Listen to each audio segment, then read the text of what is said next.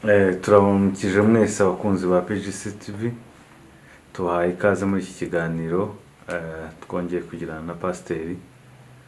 Twifuje kongera kumuganiriza kugira ngo tugire icyo tuganira ku byo twari twarangirijeho tutabirangije. Njyewe mwumva kuri mikoro zanyu ndi Karangwa Concorde. Pasiteri nawe yari yabibwiye ariko aratangira abaganiriza abibwira baramutsa. Rero turamutsa abo mu nguni zose z'isi, abari muri Afurika, abari muri Amerika n'ahandi. Twe turi muri Amerika, mu state ya Kentucky mu mujyi wa Lexington. Rero tubahaye ikaze mwe mwese mwumva runo rurimi. Duhaye n'ikaze Pasiteri kugira ngo baramutse. Ikaze Pasiteri. Murakoze cyane. Nabasuhuje mwese abatukurikira. Uko babivuze nanje amazina yanje ni Richard Ruganirwa Semariza. Tuye hano mu mujyi wa Lexington, Kentucky. Murakoze Imana ibamugisha. Muraho murakomeye Pasiteri. Turashima Imana. Yego. Hari imbeho ino muri Kentucky, hari ubushuhe. Kentucky zigende hindagurika. Iminsi 3 turimo yari mu imbeho nyinshi cyane. Ariko nyuma yayo urabona ko igihe cyari cyahindutse n'ibiti byatangiye kurabya. Ni byiza n'umugisha w'Imana. Yaba ari imvura yaba ari izuba byose tuyibonera mu mugisha Imana yaremye, kandi uremewe twebwe cyane. None twebwe twifuje kongera kuganiriza kugira ngo ugire icyo utubwira ku byo twari twaganiriyeho. Ariko mu magambo twari twaganiriye ndagira ngo tuganire ku ijambo rimwe rya nabonyemo tugomba guheraho tuganira. Ijambo wikijeho ugira uti abantu bafite uburyo basoma Bibiliya bakagenda batora ijambo rimwe ku rindi. Noneho byahise bintera kwibaza ko Bibiliya ubundi bwayo abantu ko bagenda bayisoma mu buryo butandukanye. Nifuje ko wagaruka uganiriza abantu bwayo Bibiliya yo niki, kugira ngo abantu basobanukirwe Bibiliya bamenye n'uburyo bwo kuyisoma. Ibyo byose biraba bikubiye mu bibazo turi bugende tuganiraho, maze utangire rero utubwira Bibiliya yo ubwayo niki. Sawa, murakoze cyane. Nkuko ubushize twabivuganyeho, ndagira ngo mbwire n'abatwumva wenda nimba ariho bagitangira nibabona iki kiganiro akaba aribwo buzaba bubaye ubwa mbere. Hari ikindi kiganiro twakoze, ntekereza ko kugira ngo bumve cyane n'icyo uyu munsi busubira inyuma bakareba icyo kiganiro. Nanone kiri kuri PCG TV kugira ngo bizabafashe. Kuko muri icyo kiganiro twagarutse ku bintu 5 by'ibanze. Ntekereza bizodufasha nitumara kuzumva neza tuzosobanukirwa ubuntu icyo ari cyo tutarinze kugutinda ku ijambo ubuntu bwaryo nk'ijambo. Kuko iryo jambo ryitwa gutyo kubera izo impamvu nyinshi. Noneho muri ibyo bintu 5 turagaruka kuri icyo kimwe. Icyo kimwe kivuga hejuru y'uburyo ki abantu basoma mu Bibiliya. Mbibibutsa navuze ko tuzoganira kuri iryo jambo uburyo ki abantu basoma mu Bibiliya. Tuvuge hejuru y'imirage y'iyobokamana abantu barimo cyangwa bafite. Tugaruke ku agakiza niki. Hanyuma tuvuge amategeko y'Imana avuga iki cyangwa se akorate mu isezerano rya kera n'irisha. Noneho tugaruke no kucanyuma icyaha. Ibyo bintu nitumara kuzumva neza tuzabona ubuntu cyangwa se tuzumva ubuntu icyo ari cyo, kugira ngo dukure urujijo mu bantu bafite hejuru y'ubuntu. Ngaruka kuri iryo jambo tugiye kuganiraho specifically hejuru y'uburyo ki abantu basoma ijambo. Warumbajije ngo Bibiliya ubwayo niki. Reka ngusubize nkoresheje icanditswe kiri mu rwandiko rwa kabiri rwa Timoteyo, ibice 3 umurongo wa 16 n'uwa 17. Turahasanga igisubizo cyuzuye muri iryo jambo, hanyuma ndaza kugira ico nongeraho kuri ico gisubizo cyangwa se kuri ico kibazo warumbajije. Muri ayo magambo igice cya 3 cy'urwandiko rwa kabiri rwa Timoteyo 16 baravuga ngo ibyanditswe byera byose byahumbetswe n'Imana kandi bigira umumaro wo kwigisha umuntu no kumwemeza ibyaha bye no kumutunganya no kumuhanira gukiranuka. 17 kugira ngo umuntu w'Imana abe ashyitse afite ibimukwiriye byose ngo akore imirimo myiza yose. Bibiliya rero ni definition yayo niyo, ni impumeko y'Imana. Ni Imana, hari ijambo Timoteyo yakoresheje muri iki gice cyangwa se muri iyi mirongo, ijambo ry'ikigiriki rivuga ngo sinza ngunda gukoresha ayo majambo, ariko mu nsiguro y'iryo jambo impumeko harimo ijambo pneuma mu kigiriki. Pneuma nimwo hava ijambo pneumoni, igihaha, guhumeka. So Bibiliya ivuga hejuru y'ukuntu ijambo iyi Bibiliya dusoma. Paulo yavuze ngo ibyanditswe byose buzira gusigara na kimwe. No kuvuga ngo ni kuva mu itangiriro ukageza mu byahishuwe. Ikintu cyose cyanditswemo ni impumeko y'Imana. Ni Imana ihumeka, ni Imana ivuga ikoresheje umwuka wayo. Nico Bibiliya rero isobanura. So mu rundi ruhande, Bibiliya nk'igitabo, iryo jambo Bible cyangwa se Biblia dukoresha ni jambo naryo rikomoka muri ico kirimi risigura ngo ibitabo. Bibiliya nubwo ari igitabo kimwe tufata mu ntoki nk'igitabo kimwe, ariko ni igitabo cy'ibitabo. Mu yandi magambo ni inzu y'ibitabo, kuko muri yo harimo ibitabo byinshi bitandukanye. Iryo jambo Bibiliya habamo ibitabo 66. Iryo jambo Bibiliya ubwaryo nuko risobanura ni igitabo kibitse ibindi bitabo. Okay, Bibiliya isobanura igitabo. Ibitabo. Yego, inzu y'ibitabo mu yandi magambo. Bibiliya urumva harimo nimwo hakomoka ijambo bibliothèque. Yes. So bibliothèque ni inzu y'ibitabo. Bibiliya rero nayo ni inzu y'ibitabo. Ubwayo ifite ibitabo uko nari nkubwiye bitandukanye. None se wenda dukomereje aho, abakunzi bacu bashobora no kwibaza batese muri ibyo bitabo 36 biba muri Bibiliya bikubiye hamwe, byose nyine ni impumeko y'Imana cyangwa se harimo n'ibitekerezo by'abantu? Byose ni impumeko y'Imana. Byose niko Bibiliya Timoteyo yavuze cyangwa se Paulo yavuze muri Timoteyo, ngo ibyanditswe byera byose ni impumeko y'Imana. Ubundi Imana ntabwo yafashe ikaramu ngo yandike ubwayo.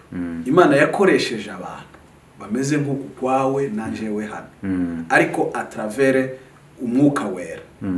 Umwuka wera agatanga direct revelation, agatanga ihishurirwa riri direct riva kuri we ku Mana no ku muntu. No kuvuga ngo ntacu umuntu, nta muhanuzi cyangwa se nta mwanditsi wa Bibiliya wanditse imitekerereze ye cyangwa imyumvire ye.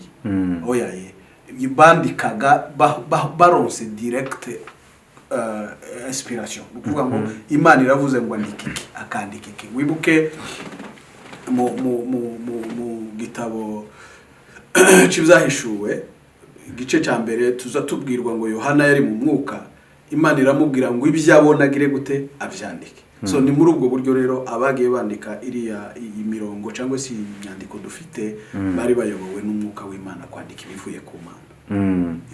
Dukomereje aho rero, igitabo kiri kugenda gisobanuka buhoro buhoro. tutaribaza ku bijyanye n'uburyo bwo gusoma igitabo. ubundi iki gitabo, ibyo bitabo 36 bikubiye muri icyo gitabo kimwe, byo byanditswe bite? Ni izihe strategy zagiye zikoreshwa mu kwandika ibyo bitabo?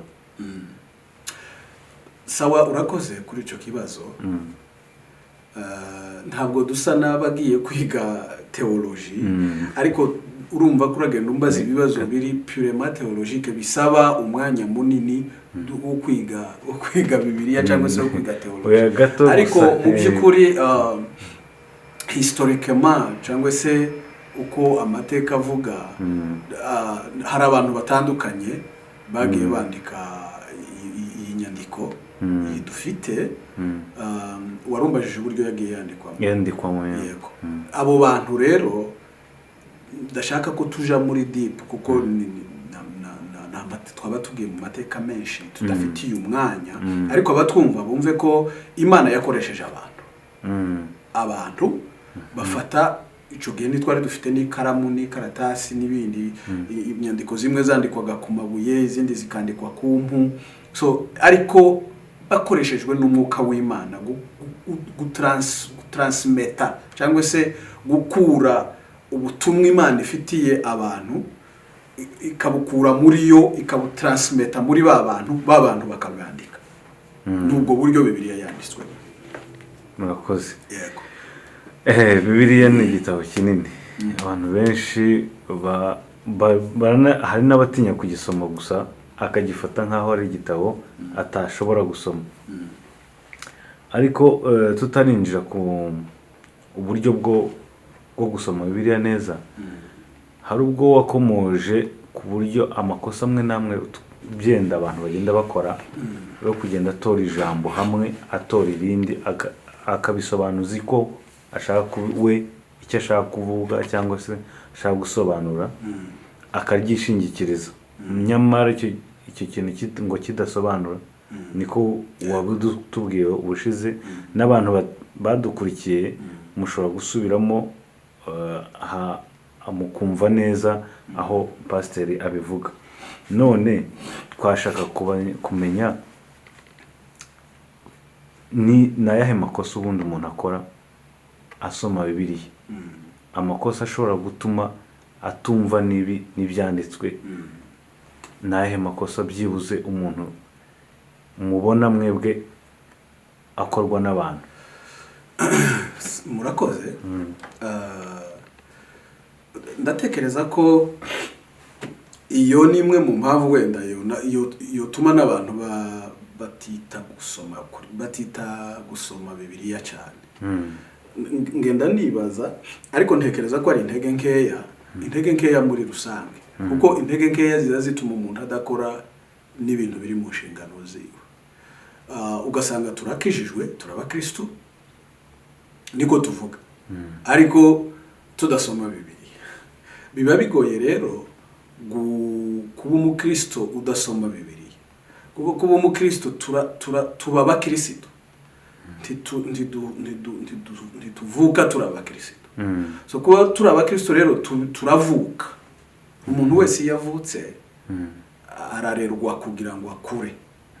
So akenshi gituma tudahinduka ngo tugire ubukure bw'urugero dukwiye kuba dufite, akenshi nuko tutarerwa n'ijambo. Ugasanga ntidusome ijambo, n'abasomye ijambo bakarisoma nabi, kuko waruvuze cyangwa se nk'uko twabigarutseho. Reka mbe nguvuga kuri ibi bintu byombi. Abantu benshi batekereza ko gusoma Bibiliya atari ibyabo, ni iby'abantu, wenda ni iby'abapasiteri, ni iby'abavugabutumwa, nibo basoma kuko bafite ibyo basobanurira abantu. Ariko nkanje utarebwa n'ibyo, udafite ibyo mu nshingano, ntacyo Bibiliya, ntacyo ngomba gusomera Bibiliya. Ariko Bibiliya si ya pasiteri, si y'umuvugabutumwa, si y'umuntu ufite inshingano runaka. Bibiliya ni ubutumwa bw'umuntu wese w'Imana, n'udakijijwe, n'utari umukristo. Yego, n'udakijijwe Bibiliya ni yiwe. Yes. So kuko ni ubutumwa bw'Imana exactement. Bibiliya ni ubutumwa bw'Imana ku isi yose. Ubundi Bibiliya ihishura ibintu bibiri. bikomeye abatwumva bumva iki kintu. Bibiliya ihishura Imana kuva mu itangiriro ukageza mu byahishuwe Yohana. Bibiliya ihishura Imana, tumenya Imana, karaktere zayo, attribut zayo, mbega imiterere yayo n'imikorere yayo biciye muri Bibiliya. No kuvuga ngo Bibiliya yaje kuduhishurira Imana iciri nico ikora. Ikindi cya kabiri, Bibiliya iduhishurira umugambi w'Imana ku muntu. Izo nizo ntego zibiri zikomeye za Bibiliya. Icyo Imana ishaka ko umuntu aba n'icyo akora. Gatoya hari ukuntu gasubiremo neza. Narimvuze ko Bibiliya ni ubutumwa bw'Imana ku isi. Kuko ihishura ibintu bibiri. Nico gituma ari umuntu wese. Umuntu ushaka kumenya Imana asoma Bibiliya. Bibiliya ihishura Imana mu mwuzuro wayo. Noneho rero Imana ihishuka cyangwa se imenyekanira muri iri jambo ryayo. Muri Bibiliya tumenya icyo Imana iri, icyo yakora cyangwa se icyo ikora na attribut zayo, imiterere yayo tubibwirwa na Bibiliya. Ikindi cya kabiri Bibiliya ihishurira umuntu umugambi wayo ku Mana. No kuvuga ngo Imana yaremye ibyaremwe byose irema n'umuntu. So umuntu rero Bibiliya Imana imuhishurira icyo imushaka. Kugira ngo tumenye Imana n'icyo Imana ishaka kuri twe ni ijambo, ni Bibiliya rero. Imana, Bibiliya ihishura Imana igahishura n'umugambi wayo ku muntu. Ngibyo ibintu Bibiliya ihishura. Noneho rero Bibiliya igiteye gutyo ibaye ya pasiteri, ibaye ya mwarimu. So Bibiliya ni iy'umuntu wese rero. Cyane cyane tugaruke ku muntu ukijijwe. Umuntu ukijijwe rero udasoma Bibiliya bigoye ko yakura, bigoye ko yagira maturite, yagira ubukure bukwiriye. Urwandiko rwa Petero 2 rwa mbere kuri 2 haravuga ngo nk'impinja zivutse mwifuza amata y'umwuka kugira ngo abarere abakuze abageze ku gakiza. Icyo bisigura niki? Umuntu wese yavutse, iyo analogy cyangwa se urwo rugero ni urugero twumva cyane abantu bacu kuko turabunge.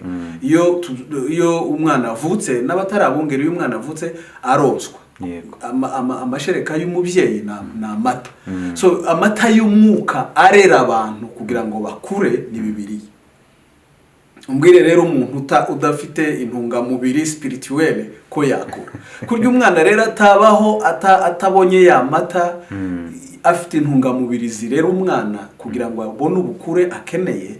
Niko n'umukristo uvutse mu gakiza udasoma ijambo ry'Imana atobona intungamubiri z'umwuka zimukuza kugira ngo zimurere zimugeze ku gakiza.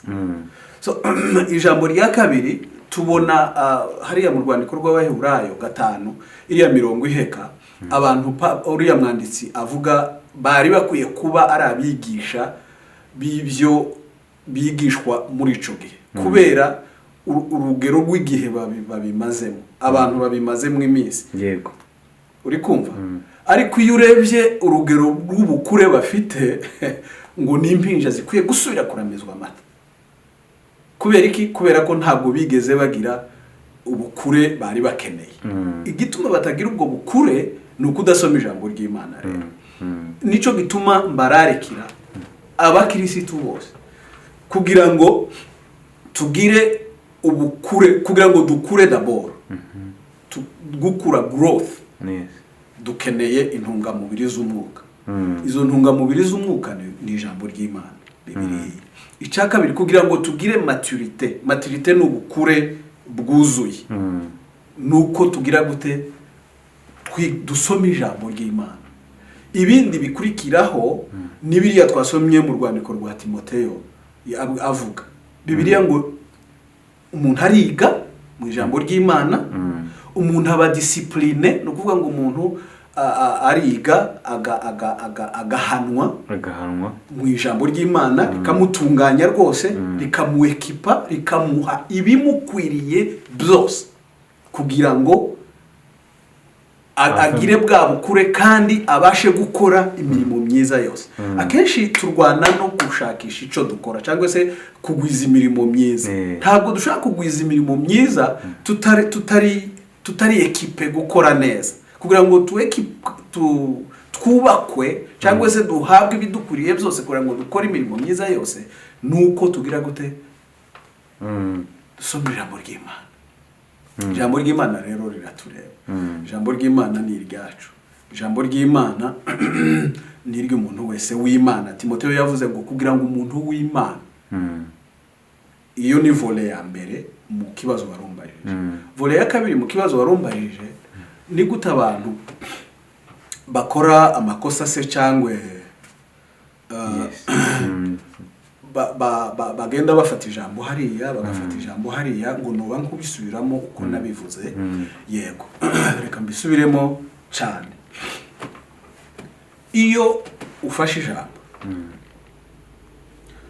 ukaritora, twatangiriye ku buntu, mwakijijwe n'ubuntu kubwo kwizera, twamara tugafata bwa buntu tukabuarigimanta, tukabuzanamo imitekerereze yacu ko twumva, tuba duhaye tuvuga ibyo rya jambo ridahaye rivuga, tuba duhaye tuvuga ibintu byacu twishingikirije icyanditswe cyangwa se tubisapotingisha icyanditswe.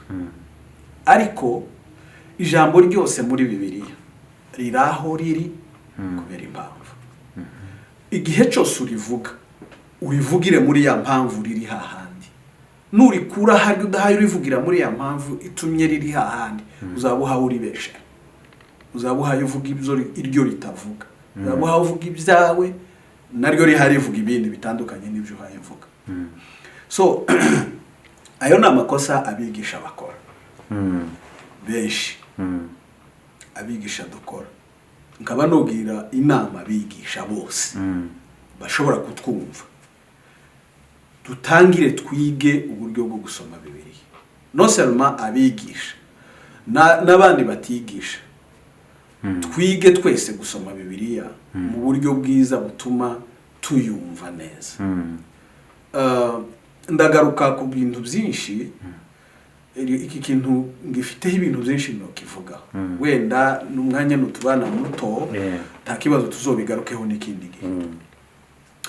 Abantu banditse Bibiliya cyangwa se Bibiliya uko yanditswe, bariya abantu bayanditse bari bafite message. Rikurano bari bafite message. Iyo message cyangwa se bari bafite ubutumwa icyo bashaka kubwira abantu mu rurimi rwacu, buri mu bwonko bwabo cyangwa se bariko barabwakira à travers révélation. Noneho iyo message bayishira mu nyandiko, kandi bayishira mu nyandiko kubera impamvu.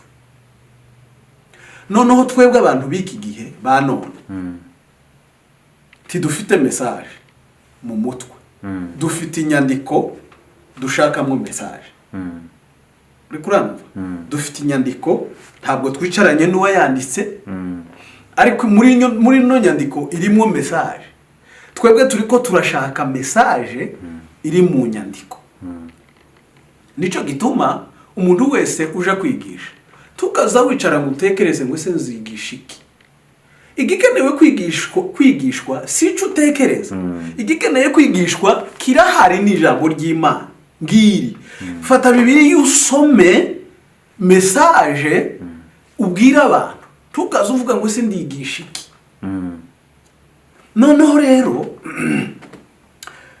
kubera ko message ihari tuyifite hano, kandi tukaba tuticaranye n'abayanditse ngo tubabaze ngo ese washakaga kuvuga iki hano, washakaga kuvuga iki hano. Hari uburyo ki dushobora cyangwa se hari uburyo ki tugomba kumenya hejuru y'ibi bitabo byanditse hano uburyo ki twobisoma. Ikintu cya kabiri gikomeye abantu ushaka ko bumva, Bibiliya yanditswe mu rurimi tutavuga none, rutari urwacu. Kandi ururimi mvuga si Igiheburayo, si Ikigiriki, si n'Ikiaramayike mu gitabo cya Daniyeli amashapitire amwe yanditsemo, oya, si urwo rurimi mvuga. Ururimi mvuga ni expression cyangwa se imivugire y'ico gihe. Apana mu Giheburayo cyangwa mu Kigiriki. Imivugire yavugwaga ururimi urebe nkubwire n'ikinyarwanda ururimi rw'ikinyarwanda dufite amaverisiyo ya bibiliya uzusanga ngo iyi ni iy'ikinyarwanda c'iki gihe c'umwaka runaka iyi ni iy'ikinyarwanda ca none urumva iryo tandukanye ni ukuvuga ngo ikinyarwanda cyavugwaga muri mu 1800 na 10 na kangahe sico kinyarwanda kiri kuvugwa none mu Rwanda urumva so umuntu waririya wari uri kuvuga kiriya kinyarwanda umuzanye mu kinyarwanda kiriko kivugwa none hari igihe yovuga ngo se ibyo muri kuvuga ni ibiki nuruhe rurimi muri kuvuga so kubera ko ururimi rugenda ruhinduka nico gituma n'ibyo bintu nabyo ndaza kuvuga impamvu mvuga bino bintu Bibiliya yanditswe muri ubwo buryo mu rurimi rw'ico gihe mu mivugire y'ico gihe ndaguhereza nk'ingero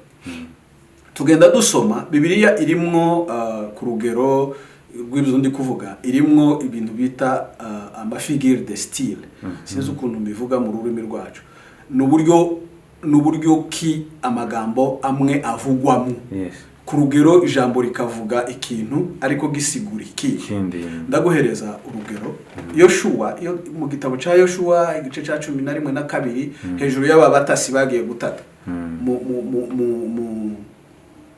hejuru y'ababatasi bagiye gutata mu gihugu mbere yuko bambuka Bibiliya itubwira ngo twasanze ndakubwira amagambo arimo figure de style twasanze igihugu kirimo gitembamo amata n'ubuki kandi réellement mukuri ntabwo igihugu cotembamwe amata n'ubuki none se Bibiliya irabeshye oya uri kumva mu bundi buryo ku muntu uri kubwirwa ubunyine yumva ko Bibiliya ibeshye igihugu kirimo kiratemba amata n'ubuki hawo Bibiliya irabeshye aho ubundi kandi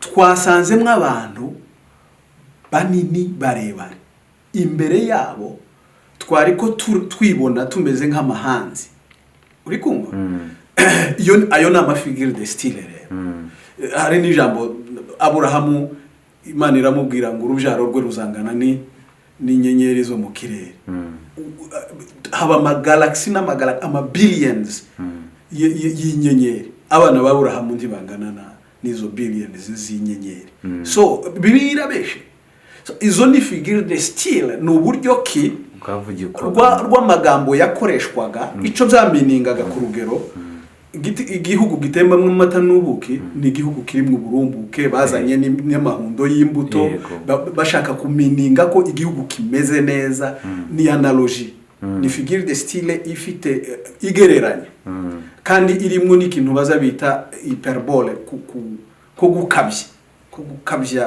kuvuga ibintu bikabije cyane ubwo n'uburyo ki Bibiliya yanditswemo ni expression so umuntu wa none rero uhaye usoma Bibiliya none agomba gusobanurirwa uri kumva agomba gusobanurirwa ico ibyo bintu bisiguye kuko ntiyicaranye n'uwanditse agomba gusigurirwa ni nayo niho mpa nshaka kugana ico ni ikintu kimwe abantu bagomba kumenya ikindi cya gatatu abantu bagomba kumenya hejuru ya Bibiliya dufite iyi Bibiliya dufite translations sinzi ukuntu bivuga mu rurimi rwacu ubusobanuro Bibiliya ntabwo yanditswe mu Kinyarwanda ntabwo yanditswe mu Giswahili ntabwo yanditswe mu Congereza Bibiliya yanditswe mu Giheburayo yandikwa no mu Kigiriki ibice binini byazo Isezerano rya kera ni mu Giheburayo Isezerano rishya ni mu Kigiriki kandi Igiheburayo n'Ikigiriki bitari ibigiriki bihaye bivugwa none so noneho twebwe dufite amafotokopi nako sa amafotokopi ni insiguro kandi nta rurimi ruza rusobanura urundi uku kera tugiye tutakaza amagambo y'umwimerere dufite kubera ko dufite iyi nyandiko y'insiguro hari amagambo menshi y'umwimerere tugenda dutakaza ibyo abantu bagomba kubimenya nabo cyane abigisha ba Bibiliya mbere yo kurilayinga n'abantu bose bazi gusoma byenda ururimi rurenze rumwe nabagira inama yo gutunga Bibiliya z'indimi zire ukarutungamwo Bibiliya. Ni ibintu byodufasha cyane kuko iyi dufite ni amagambo yagiye asobanurwa. Amagambo yagiye asobanurwa. Hari amagambo menshi nitubona umwanya tuzoyagarukaho ngenda nkubwira amagambo yagiye atakaza umwimerere ndetse banabura n'irindi rya rindi ringana cyangwa risobanura kwa kundi baka-invent irindi rya rindi cyangwa bagatira irindi rya rindi batiriye ugasanga ntiringanya agaciro nari rya batakaje. Ico gihe kera tukaba tugize ikibazo kinini cyane kijanye na Bibiliya dutunze. Ikindi ngira ngo abantu bumve kandi gikomeye, Bibiliya kuko nakubwiye kare ngo ni igitabo kibitse ibindi bitabo bigiye bitandukana mu myandikire. Ndavuga style ya literature y'imyandikire iratandukanye.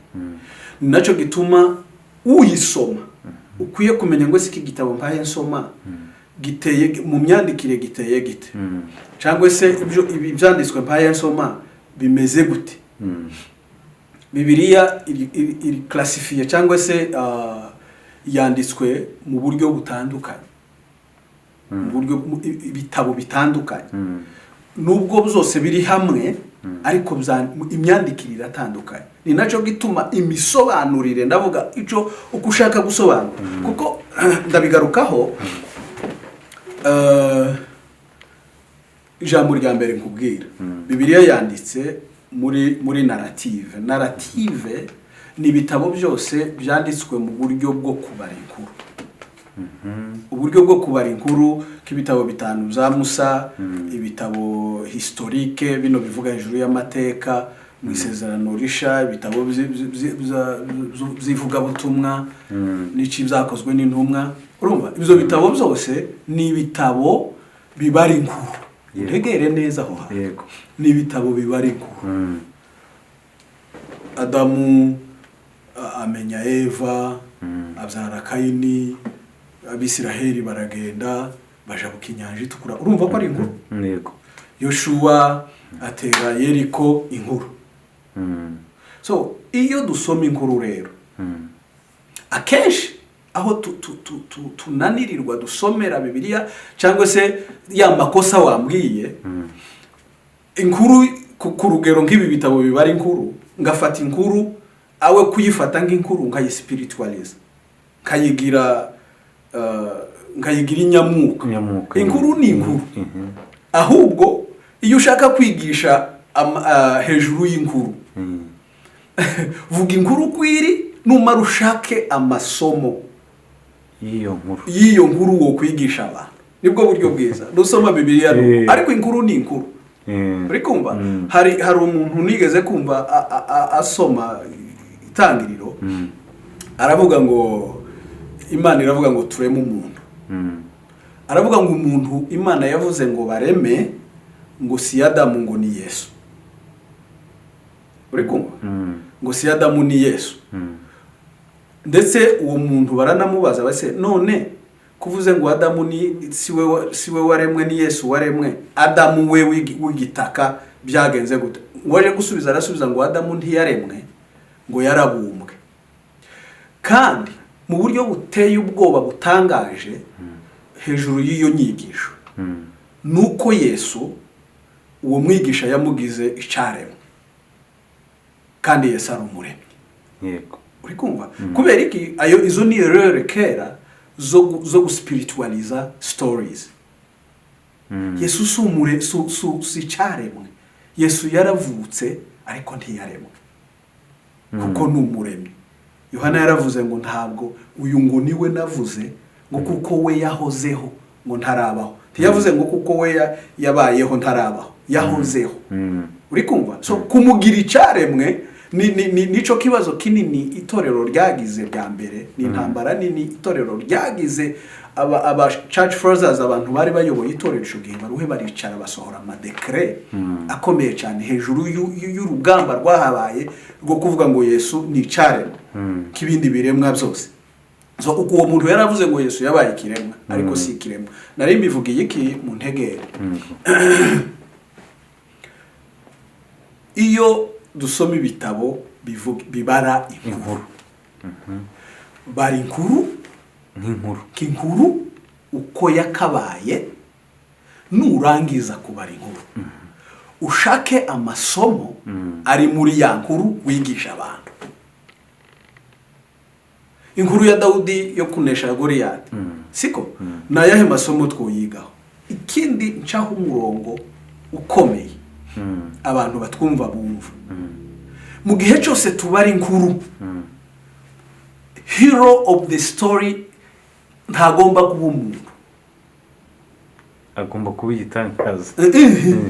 Tiwumva rero hero wa story muri ya nkuru agomba kuba ari Imana. Ku rugero rwa Dawudi atsinda Goliyati, Dawudi ntagomba kuba hero of the story. Imana niyo igomba kuba the hero of the story, kuko ntacyo Dawudi yakoze atarakoreshejwe n'Imana. Kuko si we wari umugabo kuruta abandi bagabo bose mu gihe cye, na ba Sawuli bari baranesheje ingamba nyinshi, ariko Dawudi yanesheje urugamba kubera ko Imana yashatse ko urugamba runeshwa. Uri kunumva? Ndakumva. So ndico nagiraga ngo nkubwire, ubwo ni uburyo bumwe Bibiliya yanditswemo, uburyo bwo kubara inkuru. Yego. Abantu bagomba kwitaho cyane mu gihe basoma. Nimba ntoye gusoma igitabo cy'abacamanza, ngiye gusoma igitabo kigiye kuvuga hejuru y'amakuru. Yego. Ya makuru ngende nshaka icyo Imana yakoze, Imana ikora mu bantu, ikorera abantu.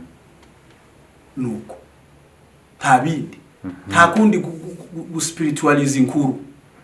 Nusoma iby'imigani, reka aho ndiko ndajayo. Ubundi buryo bwa kabiri Bibiliya yanditsemo, Bibiliya yanditse mu buryo bw'ubucurabwenge, k'ibitabo bya Sulemani, n'uburyo bw'ubucurabwenge. So kugira ngo dusobanukirwe rero ibyo bitabo, ibyo ntabwo ari inkuru, si inkuru ihayibarwa. Muri byo harimo imigani ihayicibwa, muri byo harimo nka za Zaburi n'indirimbo zihaye ziririmbishijwe impamvu. Ibyo wenda twozoza tubiganiraho mu gihe dutereta ayandi magambo, ariko muri ubu buryo buri rusange ntabwo ngenda ninjira mu gitabo mvuge ngo iki gitabo gisigura iki cyangwa ibi, wenda ngenda mvuga muri rusange. Noneho nguhereza urugero, Sulema igitabo cy'umubwiriza ku 12 hazatubwira ngo wibuke umuremyi wawe iminsi y'ubusore bwawe. Noneho kavuga ngo abasyi bataraba bakeya, amadirisha atarijimishwa. Ibyo byose waruzi ko abo basyi bataraba bakeya, waruzi ko ari ugukuka amenyo. Amadirisha atarijimishwa n'uguhuma, tumva ijwi ry'ingasire mu matwi n'ugupfa amatwi. Uko Sulemani yari arimo avuga ngo igihe ugishoboye ukiri umusore. Ibyo nicyo bisobanura. Yes, nicyo bisigura. Rero nakubwiye ngo ntabwo nja muri nabisomaga gutyo, ariko ntabwo ndi buje muri details kuko ni ibintu byadusaba umwanya munini. So hari iyo myandikire rero, iyo myandikire ya Bibiliya. Uri kumva ibihaye bivugwa ntibisigura kurya bihaye bivugwa, ko aravuga ibintu bifite iyindi siguro. Yego. Pe iri totally abasyi ndiwumenye ngo namenye ari kuvuga. Abarinzi binkike batarijimishwa. Ni ibindi bintu bihaye bivugwa, abasirikare cyangwa se exactement imbaraga z'umubiri. Voilà. Ariko aravuga ubuzima bw'umusaza, kurya characteristiques z'umusaza niza zimwe tibiba bigishobotse ko umuntu akorera Imana. So igihe cyose umuntu ashoboye akore ari muto agishoboye. Yego. Urwo ni urugero nari nguhaye rw'iyo myandikire. Hari ubwo buryo bw'imyandikire imeze gutyo. Umuntu rero uriko ufite ya nyandiko hayasoma ngugiye kwigisha, eske urayisigura cyangwa se urayisobanura literalement kurya hayivuga? uzaba uri uvuga ibindi bintu ya nyandiko itari kwivuga. Ibyo ni ibintu abantu bakwiye kumenya. Ni ukuri nawe ndi kubisobanukirwa ubishoreye gutyo. Ibyo ni ibindi bintu abantu bakwiye kumenya ngo ndiko ndadiringa n'igitabo gifite iyihe myandikire. Icya gatatu Bibiliya yanditse mu buryo buri apocalyptic, harimo apocalyptic messages, no kuvuga ngo ni byahishuwe, ibintu byahi apocalyptic, hariho amasembole ya mibare, amahembe, amafarashi, k'igitabo cya Ezekiel n'igitabo cy'ibyahishuwe Yohana. Ndiko ndakubwira ingero, ibitabo by'ubuhanuzi byose, igitabo cy'ibyahishuwe Yohana ndikumva na message ari apocalyptic, cyangwa se message ari y'ubuhanuzi. Umuhanuzi nawe arahanura ikintu ku rugero akakivuga muri symbole. Imana ibwira Ezekiel ngo genda wogoshe umusatsi, numara ugabanyemo kabiri, igice kimwe kiroza jugunya ikintu kugira ngo ibyo ukumva avuze gute. Bigoye kumva uko uwo muntu avuze. So noneho rero kugira ngo tujumve dukwiye kumenya daboro igitabo duhaye dusoma, imiterere yacu. Ndaza kugaruka noneho aho nza guhuriza ku ijambo rivuga ngo none ni gute twogira kugira ngo twumve ibyo duhaye dusoma. Yego, iyo ni inzira imwe mpaye ijambo rya mbere, banza umenye ubwoko bw'igitabo uhaye isoma, uruhande giherereye. Uri kumva? Ndagira ngo nahavuze ubundi buryo bwa nyuma Bibiliya yanditsemo ni message ari descriptive, no kuvuga ngo cyangwa se ari doctrinal, k'ibitabo k'izandiko za Pawulo zitandukanye n'ibi. Pawulo ntazabara inkuru, Pawulo ntavuga mu bucurabwenge, Pawulo ntahanura. Uri kumva? Pawulo arakosora cyangwa se aravuga hejuru y'amadoktrine, imigenzo, akosora ibintu bimwe na bimwe byagiye cyangwa se yabwirwaga bihaye bikorerwa mu makanisa, cyangwa ubwe yagiye abona, cyangwa ibibazo yagiye abazwa. Pawulo akagenda akora description kuri doctrine runaka, description kuri insiguro cyangwa se yuzuye, irambuye kuri runaka, ku ijambo runaka, ku kintu runaka ari kuganiraho. Uri kumva? So iyo nayo iteye uko. Ibyo ni ibitabo by'inzandiko zose, inzandiko za Pawulo, iza Petero, iza Yakobo, za Tito n'ibindi, inzandiko zose yandikwaga n'amatorero. Voilà. So ni zanditse muri ubwo buryo buri descriptive, budekriva ikintu runaka, doctrine runaka, realite runaka. Voilà. Ubwoko bune butandukanye bw'imyandikire ya Bibiliya, y'ibitabo bigize Bibiliya, za bindi 66 twavuze. Classification y'iyo myandikire ndiko ndagenda mfatamwe ibitabo bimwe na bimwe. Noneho rero impamvu ikintu cya mbere cyotuma habaho ikosoreka ry'abasoma Bibiliya, daboro ni ukubanza kumenya ubwo buryo. Ubwo buryo igitabo ugiye gusoma, imiterere yacu cyangwa se imyandikire yacu uko iteye. Hanyuma rero ikindi kintu cya kabiri gikomeye kigomba gutuma dukosora uburyo dusoma mu Bibiliya, ni ukumenya ibingibi. Kumenya ko Bibiliya ifite impamvu yanditswe, chapitre ifite impamvu, igitabo ubwaco, tugende Bibiliya muri rusange, igitabo muri rusange, tuvuga igitabo cy'ibyahishuwe Yohana, tuvuga igitabo cya Yoshua, tuvuga igitabo cy'abacamanza, tuvuga igitabo cya Esteri, gifite impamvu cyanditswe. Uri kumva? Nakubwiye impamvu za Bibiliya. Yego, ko ari uguhishura Imana n'umugambi wayo. Aho tuvuge wenda Musa yandikiye kibiriya bitabo bitanu, kandi buri gitabo cyose Musa yanditse gifite impamvu yacyanditse. Noneho tuve ku gitabo tuje kuri chapitre cyangwa ku gice. Kijya gice kiri mu gitabo, tuvuge mu itangiriro igice cya mbere cyangwa igice cya 50. Igice cya 50 gifite impamvu kiri hahandi, ari igice gifite impamvu kuba ari igice cya 50 cy'itangiriro. Ni igice cya mbere gifite impamvu kuba ari igice cya mbere mu itangiriro. Uri kumva? Noneho tugende no ku mirongo. ya mirongo nimba ari umurongo wa mbere no kugeza ku wa nyuma ni uwa mbere kubera impamvu ni uwa nyuma kubera impamvu tuve no ku murongo tuje ku ijambo mo ijambo rimwe riri harya riri kubera impamvu uri kumva noneho rero kugira ngo tuzumve gutyo tumaze kuzumva gutyo ko Bibiliya ifite impamvu, ibitabo bifite impamvu, ibice bifite impamvu, imirongo ifite impamvu, amagambo arimwe afite impamvu, noneho rero tugenda dusoma duhiga ya mpamvu ivugwa. Et voici tuzoba dufite message va ku Mana. Turiko dusoma duhiga ya mpamvu bijya duhaye dusoma biri harya biri. Tuzoba turiko duhiga ya message. Kandi igihe cyose tuzoba dusoma muri ubwo buryo message tuzoyironka. Noneho utararengaho bivuze ngo dusomye muri ubwo buryo igitabo cyose tukiroza aho uko kivuga nicyo cyandikiwe bihesha Bibiliya kugenda itavuguruzanya cyangwa ikibazo cyanjye kirashaka kuvuga ngo ese bifasha Bibiliya kunganirana? Yego, koko harimo impamvu mbajije icyo kibazo. Hari igitabo igice kitakitureba twebwe abo hari igice kitureba twebwe ubu ngubu ku bwa Kristo nyuma ubwo Kristo yaje vuga ngo ubuntu bwahise butuzaho.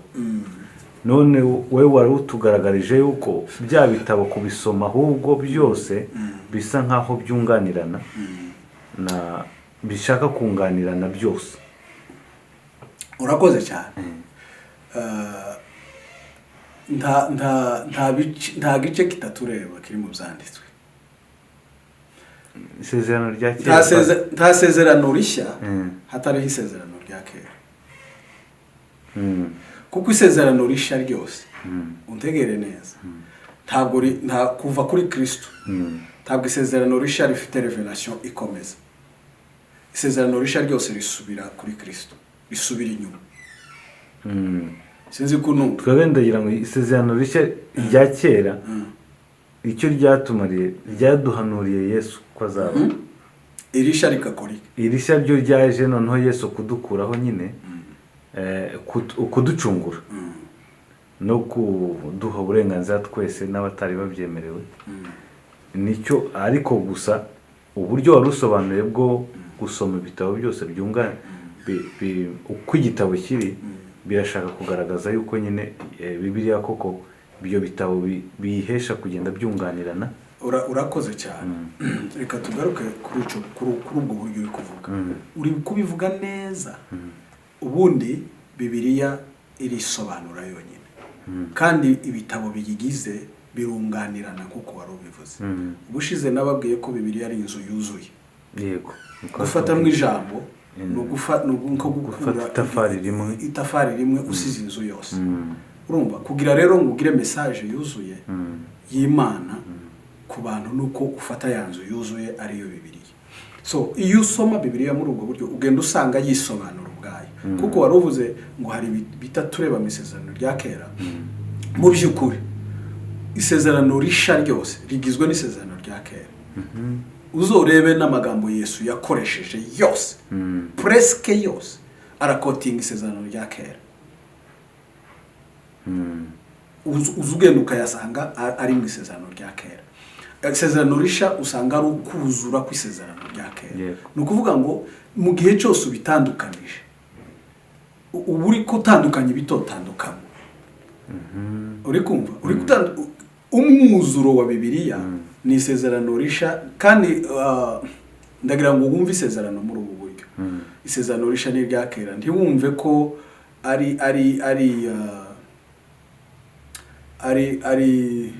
ese ndabivuga gute testament ndabivuga gute mu rurimi ariko reka mbivuge muri ubu buryo bwumvikana. Ntiwumve ko isezerano rya kera ryaraba ry'abayuda abantu benshi niko bashaka kubona. Isezerano risha ngo ni ry'abantu bose.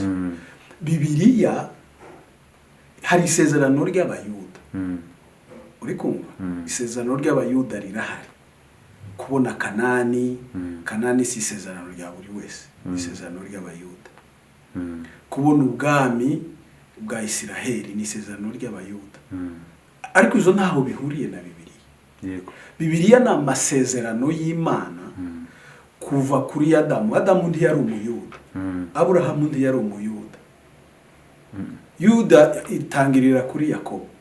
Yakobo wabyaye abana bava mu Yuda. So no kuvuga ngo tugize isezerano rya kera tukaryita iry'abayuda tuba turi ko tubesha. Abo bantu bose nkubwiye tibari abayuda. Adamu ndi yari umuyuda, ba Nowa ntibari abayuda.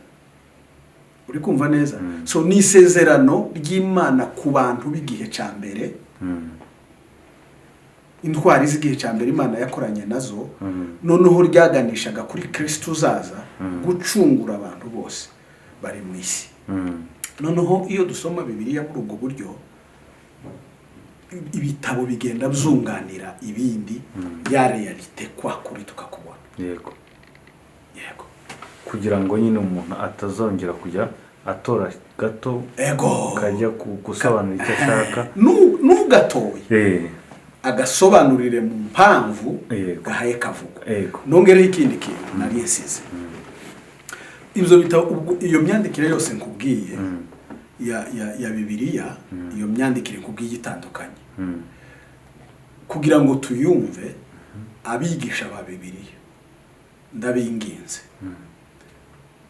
dutangire kwigishiriza abantu ijambo mu mpamvu zaryo. Yego. Twigisha abantu ijambo mu mpamvu zaryo kuko niyo message y'Imana kuri bo. Message y'Imana nditandukanye nimwe ku muntu w'igihe ca kera n'umuntu w'igihe ca none. So kugira ngo tubyumve rero cyangwa se tubimenye neza cyane cyane kubigisha bazabigisha abandi twige iyo myandikire nari nkubwiye ifite uburyo isobanurwamo. Hari amahame, hari amaprincipe afasha abantu gusobanukirwa n'igitabo cyangwa se n'imiterere y'igitabo bahaye basoma. Niho naguhaye urugero rwa mbere iyo dusoma ibitabo bibari inkuru. Si ngombwa ngo duspiritualize ya nkuru duhaye dusoma. Oyayi.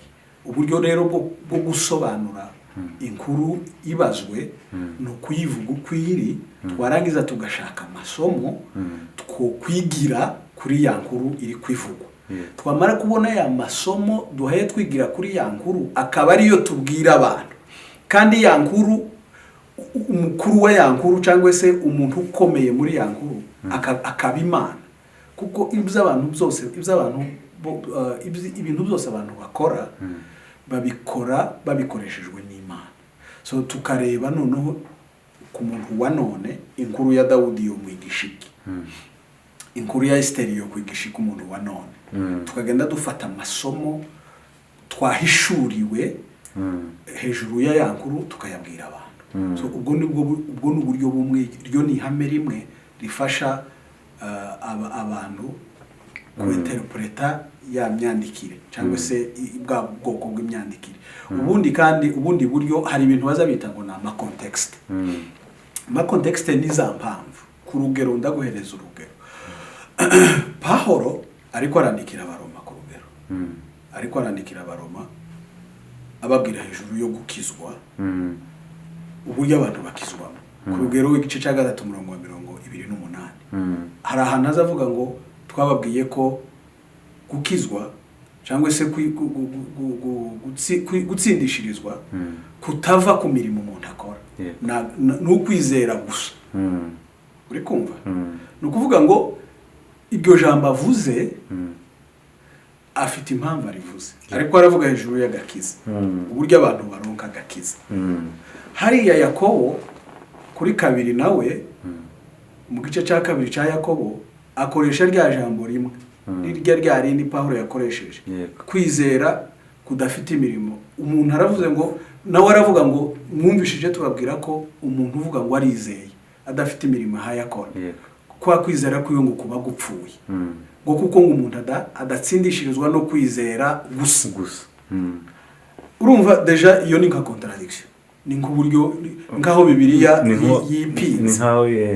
Uyu Pawulo irivuguruza niko twabyita arivuguruje yewe nako Bibiliya irivuguruje Pawulo avuze ijambo Yakobo araripinze ariko cyumva ko ari ijambo rimwe rivuzwe ijambo rimwe même mot ariko iri muri context iri different iri mu rikoresha ni ijambo rimwe ryakoreshejwe ariko mu mpamvu zitandukanye Pawulo ariko arabwira abantu ko kugira ngo bakizwe ntaco bakeneye kongeraho kibaturutseho ukuvuga ngo gukizwa kuva ku Mana rukumbi yego ntaco umuntu akwiye kongeraho kijanye n'imirimo itegetswe n'amategeko irya mirimo itegetswe n'amategeko nakubwiye works of law mu gice cya mbere ntaco amategeko ateganya nokora cyo tuma nkizwa keretse kwizera Kristo uyu ni Pawulo uhayivuga Yakobo nawe akoresheje rya jambo ariko aravuga